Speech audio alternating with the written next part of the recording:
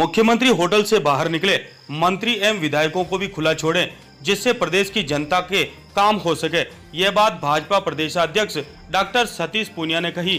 भाजपा प्रदेश अध्यक्ष पूनिया ने प्रदेश भाजपा कार्यालय में पत्रकारों से बातचीत करते हुए मुख्यमंत्री अशोक गहलोत द्वारा प्रधानमंत्री नरेंद्र मोदी को पत्र लिखने पर जवाब दिया।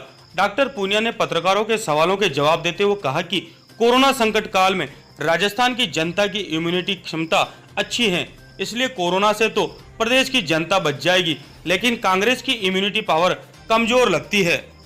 नवभारत समाचार जयपुर राजस्थान से अभिषेक शर्मा। स्टेट के यहाँ परिवार दायर हुआ है इसी सोशल डिस्टेंसिंग की और कोरोना की एडवाइजरी की अवहेलना की, तो उसमें मुझे लगता है कि बात पुरानी पड़ गई। मखौल उड़ाना उनकी पुरानी आदत है। अभी तो आप इटालियन डिश की बात करो कि जो वहां बनाई जा रही है।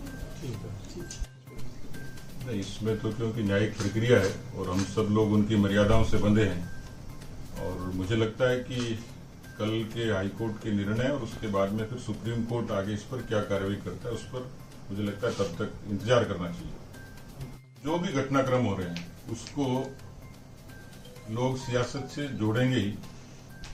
अब व्यवस्था जो उसकी सदन की है 21 दिन के सामान्य तौर पर नोटिस की, पर विशेष परिस्थितियों में राज्यपाल महोदय क्योंकि आहूत करते हैं, उनमें ये शक्तियां अंतर्निहित हैं। वो चाहें किसी परिस्थिति में तो सदन को बुला सकते हैं, उसका आदेश दे सकते हैं। लेकिन अभी क्योंकि मुझे लगता है कि जब उच्चतम न्यायालय के यहां तक मामला चला गया तो शायद कोई किसी किस्म की गतिविधि इस रूप में नहीं होगी।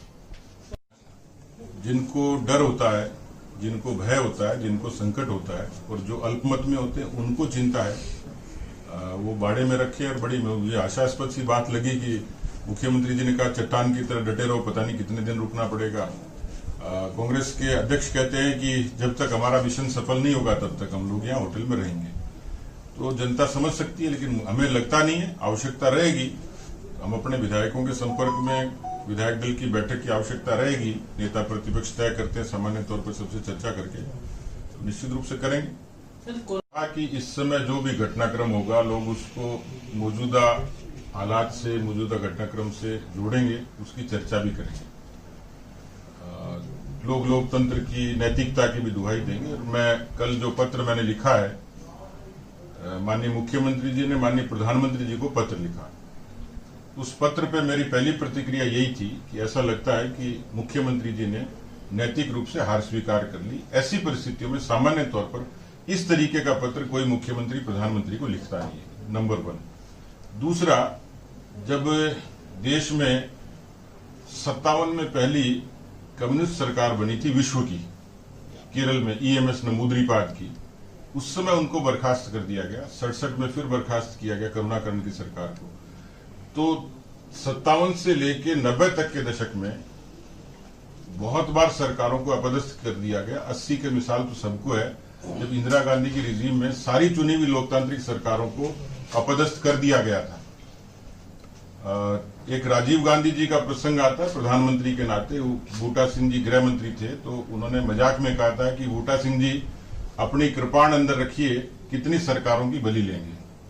मुझे लगता है कि ये पुरानी परंपरा कांग्रेस पार्टी की रही है। आज जब खुद पर चोट आई, यानी बहुमत जुटा नहीं पा रहे, अपनी पार्टी को टूटने से बचा नहीं पा रहे, तब ये सारी लोकतंत्र, संविधान, नैतिकता, इन सब की दुहाई दी जाती है। जिस पार्टी के नेता या तो बेल में है या जेल में है, वो किस नैतिकता की बात करेंगे, किस लोकतंत्र की बात करेंगे।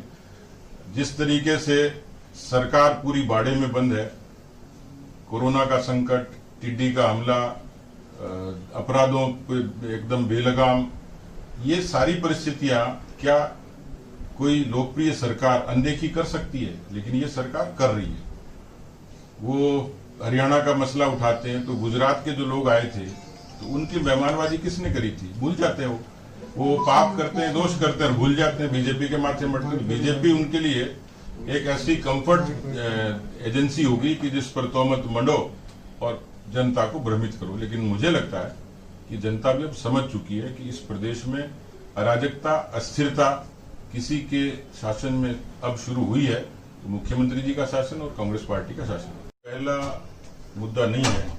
और भारत के लोकतंत्र और संविधान की खूबसूरती है कि देश का लोकतंत्र बेशक 70 वर्ष का हुआ है, लेकिन उम्र के हिसाब से बड़ा लगता होगा, लेकिन भारत के लोकतंत्र में रिफॉर्म की बहुत संभावनाएं हैं और संविधान के अनेक मसलों पर न्यायालयों ने समय समय पर उसकी अलग व्याख्या की और उसमें उच्चतम न्यायालय की एक विशेष भूमिका रही है।